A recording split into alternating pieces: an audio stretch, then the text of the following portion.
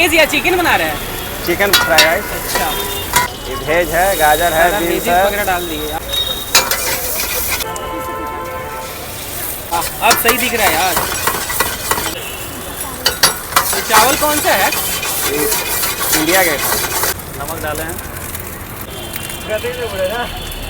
Chilli sauce है, ये क्या डाल रहा है? सोया सॉस है।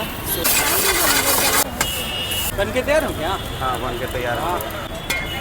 तो खाने के लिए कहाँ आना पड़ेगा? 55 नंबर पिलर के सामने, बे साइज के नीचे। ये 80 के हाफ आएगी, हाँ फुल 160।